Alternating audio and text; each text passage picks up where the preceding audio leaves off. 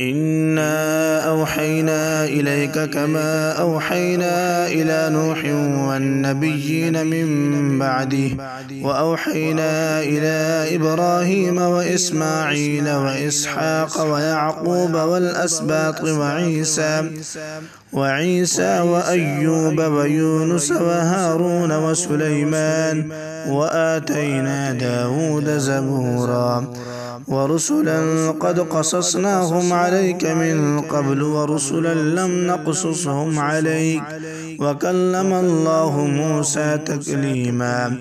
رسلا مبشرين ومنذرين لئلا يكون للناس على الله حجة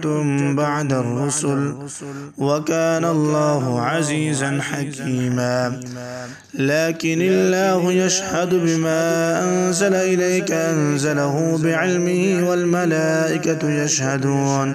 وكفى بالله شهيدا إن الذين كفروا وصدوا عن سبيل الله قد ضلوا ضلالا بعيدا إن الذين كفروا وظلموا لم يكن الله ليغفر لهم ولا ليهديهم طريقا إلا طريق جهنم خالدين فيها أبدا وكان ذلك على الله يسيرا يا أيها الناس قد جاءكم الرسول بالحق من ربكم فآمنوا خيرا لكم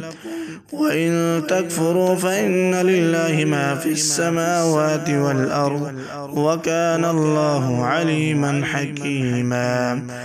يا أهل الكتاب لا تغلوا في دينكم ولا تقولوا على الله إلا الحق إنما المسيح عيسى ابن مريم رسول الله وكلمته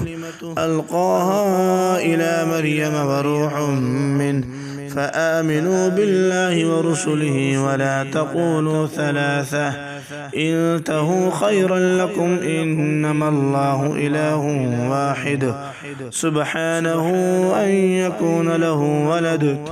له ما في السماوات وما في الأرض وكفى بالله وكيلا